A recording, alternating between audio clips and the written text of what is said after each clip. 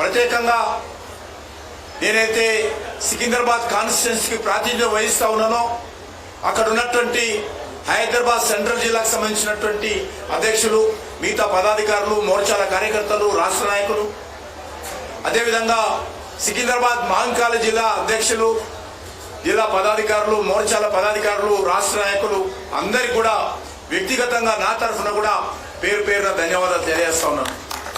సికింద్రాబాద్ పార్లమెంట్కి సంబంధించినటువంటి ఓటర్లు కూడా అనేక రకాలుగా మరి కష్టపడి ఎండలను కూడా లెక్క చేయకుండా పోలింగ్లో పాల్గొన్నారు కాబట్టి ఈరోజు మనం ఢిల్లీకి రావడం జరిగింది.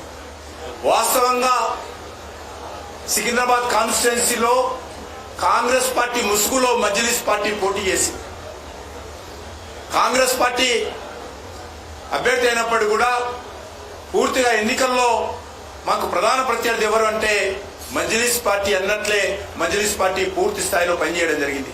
అయినప్పటికీ సికింద్రాబాద్ కాన్స్టిట్యున్సీకి సంబంధించినటువంటి ప్రజలు మరి మజ్లిస్ పార్టీ కుట్రలను ఏదైతే కాంగ్రెస్ ముసుగులో మరి ఈరోజు బీజేపీని ఓడించాలని ప్రయత్నం చేయడం జరిగిందో దాన్ని సమర్థవంతంగా ఎదుర్కొన్నారన్న విషయాన్ని ఈ సందర్భంగా మనవి చేస్తూ, మరి ఏదైతే కార్యకర్తలందరూ కూడా మీ గ్రామాలకు, మీ మండలాలకు ఫోన్లు చేయండి.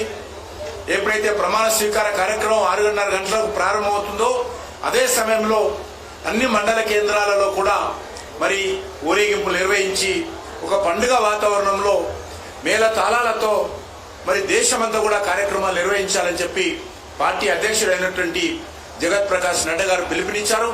ఆ పిలుపును మరి రాష్ట్ర అధ్యక్షుడుగా నేను కూడా కోరుతా ఉన్నాను.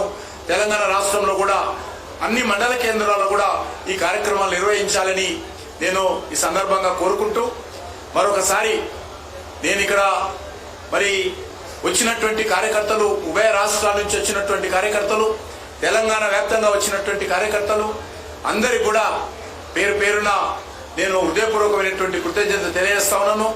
అనేక మంది మరి ఈరోజు మరి ప్రమాణ స్వీకారం కార్యక్రమం చూడాలని వచ్చినప్పటికీ కూడా మరి అక్కడ ఉన్నటువంటి స్థల ప్రభావంతో చాలా తక్కువ మందికి మరి భారత ప్రభుత్వము ఆహ్వానాలు ఇవ్వడం జరిగింది.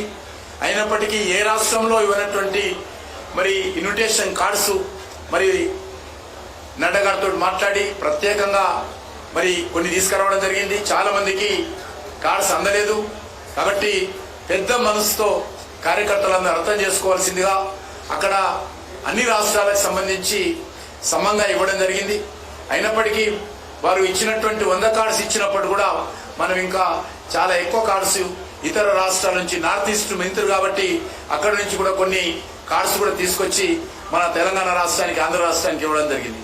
కాబట్టి కార్యకర్తలందరూ కూడా పెద్ద మనసు చేసుకొని ఈ విషయంలో క్షమించాల్సిందిగా కోరుకుంటూ, అందరూ కూడా ఇక్కడ మరి ఎవరికైతే ఆహ్వానాలు ఉన్నాయో అందరూ కూడా 5 గంటలకు 5:30 లోపల అక్కడికి చేరుకోవాలి. ఎవరికైతే ఆహ్వానాలు లేవో అందరూ కూడా ఇక్కడే కూర్చొని స్క్రీన్లో ప్రత్యక్షంగా చూడాల్సిందిగా, మళ్ళీ అందరము ప్రమాణ స్వీకారం అయిన తర్వాత అందరం ఇక్కడికి వస్తాము, అప్పుడు అందరం మనం కలుసుకోవచ్చు అని చెప్పి ఈ సందర్భంగా కోరుతాం. ఇది ప్రెస్ కాన్ఫరెన్స్ కాదు.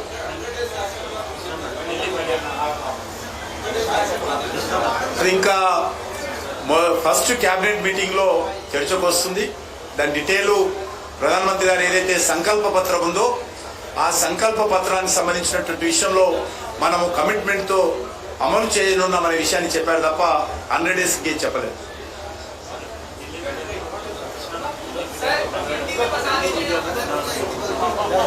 ప్రత్యేకంగా నేను ఢిల్లీలో ఉన్నటువంటి రీజనల్ మీడియా కానీ, నేషనల్ మీడియా కానీ తెలంగాణకు సంబంధించి ఎన్నికల్లో ప్రతి రోజు కూడా ఏదో రకంగా అప్డేట్ చేస్తూ మరి భారతీయ జనతా పార్టీ విజయానికి వాళ్ళు కూడా తమ వంతు సహకారం అందించారు. కాబట్టి మీడియా మిత్రులకు, మీడియా ఫ్రెండ్స్కు, మీడియా హౌజెస్ కూడా నేను హృదయపూర్వకమైనటువంటి కృతజ్ఞతలు తెలియజేస్తా ఉన్నాను.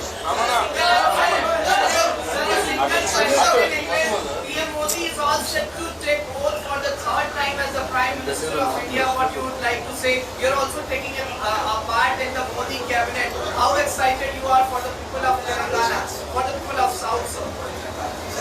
भारत में आजाद के बाद ये दूसरा इंसिडेंट है.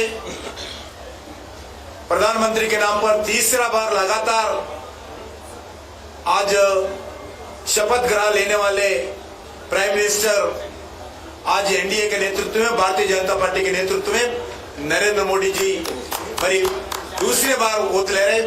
आजाद के बाद पहले प्राइम मिनिस्टर जवाहरलाल नेहरू जी तीसरा बार वोट लिया है, थर्ड टाइम वो प्राइम मिनिस्टर के नाते काम किया है।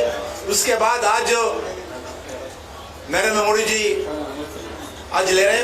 बहुत खुशी की बात है, क्योंकि भारतीय जनता पार्टी जब स्थापना किए, जब अब कोई हम नहीं सोचे हम भारत में सत्ता दल पार्टी बनेंगे तीसरे बार और हमारा सरकार भारत में प्रधानमंत्री के नेतृत्व में चलेगा, ऐसा हमें कभी नहीं सोचे। हम देश के लिए हमारा पार्टी स्थापना की है, देश के रक्षा के लिए, देश के सुरक्षा के लिए, एक नेशनलिस्ट मूवमेंट लाने के लिए हमारा पार्टी स्थापना किया है। फिर भी आज भारत के जनता तीसरी बार आशीर्वाद देकर आदरणीय प्रधानमंत्री जी को तीसरी बार प्रधानमंत्री बनना, भारतीय जनता पार्टी एनडीए के साथ मिलकर आज सत्ता चलाना